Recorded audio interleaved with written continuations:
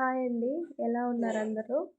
నేనైతే ప్రీవియస్ వీడియోలో ముందు వీడియోలో చెప్పాను గదండీ! మెజర్‌మెంట్స్ ఎలా తీసుకోవాలి మగ్గం వర్క్ ఫ్రంట్ నెక్‌కి అనేసి. సో, ఈ వీడియోలో అయితే ఆ మగ్గం వర్క్ ఎలా చేస్తే ఫినిషింగ్ నీట్‌గా వస్తుందనేది ఎక్స్‌ప్లెయిన్ చేస్తాను.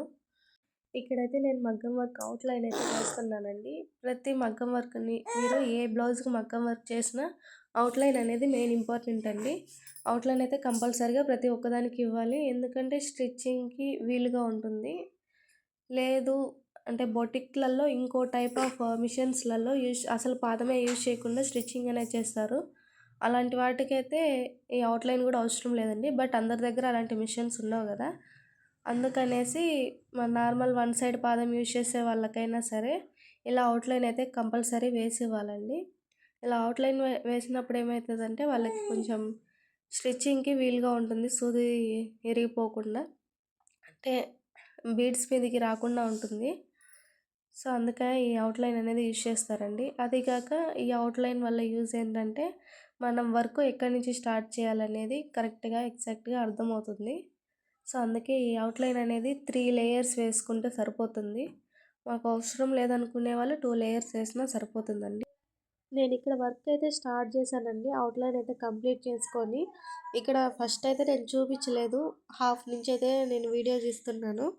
సో, ఇక్కడైతే ఈ వీడియోలో నేను ఈ వర్క్ ఫినిషింగ్ నీట్‌గా రావాలంటే ఏ నీడిల్ యూజ్ చేయాలి, బీడ్స్ ఎలాంటివి తీసుకోవాలి, బీడ్స్‌కి మధ్య గ్యాప్ ఎలా ఉండాలనే దాని గురించి అయితే మొత్తం క్లియర్‌గా ఎక్స్‌ప్లెయిన్ చేస్తాను.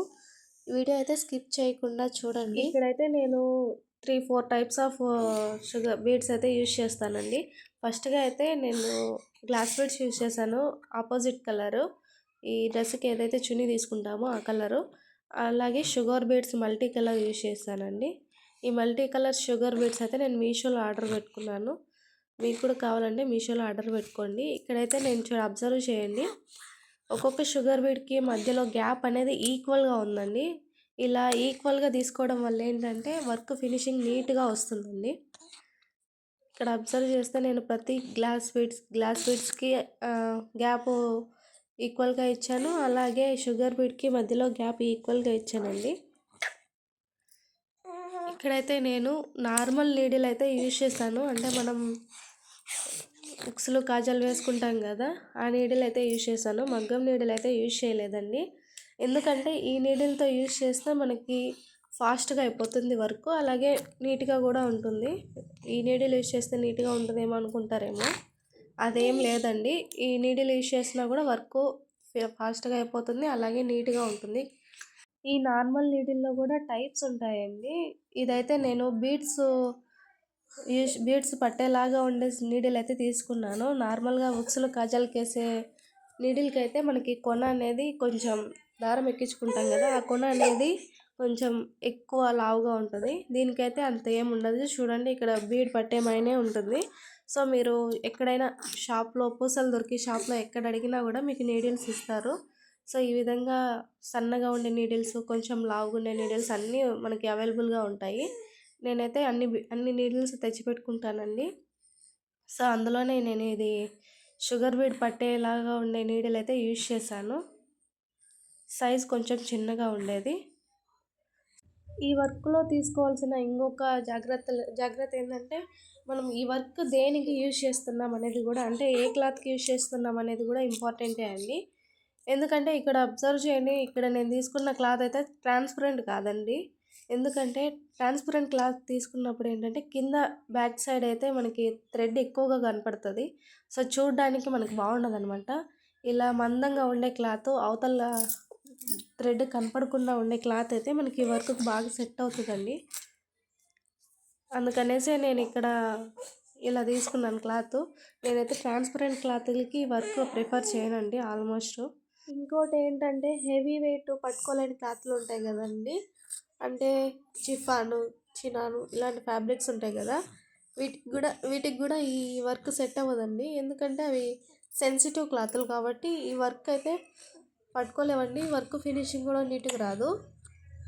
సో, అలా మనం క్లాత్ సెలెక్ట్ చేసుకునే దాన్ని బట్టి కూడా వర్క్ సెలెక్ట్ చేసుకోవాలండి.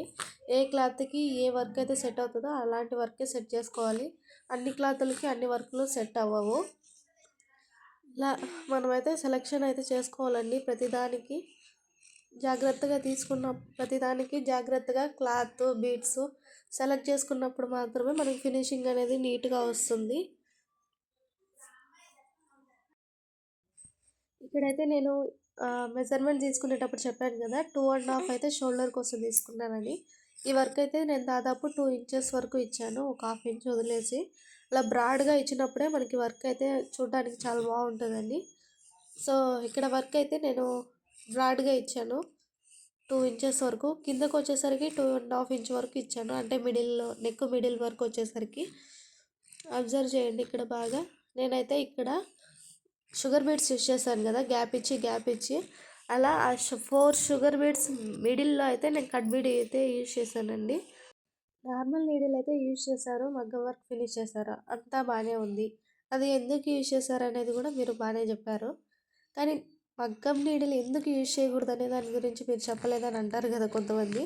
సో వాళ్ళ కోసమే చెప్తున్నాను చూడండి. మగ్గం నీడిల్ ఏంటంటే ఈ వర్క్కి ప్రతి బీడ్ దగ్గర అయితే నాట్ అయితే కంపల్సరీ వేయాలండి. అలా ప్రతి పూస దగ్గర నాట్ వేయడం అంటే చాలా టైం తీసుకుంటుంది.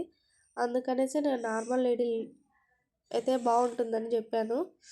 సో నార్మల్ నీడిల్ యూజ్ చేయడం వల్ల ఏంటంటే చాలా ఫాస్ట్గా అయిపోతుంది వర్క్, ఫినిషింగ్ కూడా నీట్గా వస్తుందండి. ఎవరికైనా మగ్గం వర్క్ క్లాసెస్ కావాలంటే కమెంట్ చేయండి. ఎక్కువ మంది కావాలని కమెంట్ చేశారంటే నేను మగ్గం వర్క్ కూడా స్టార్ట్ చేస్తాను. మగ్గం వర్క్ ఎలా వేయాలనేది ఫస్ట్ నుంచి స్టార్ట్ చేస్తానండి.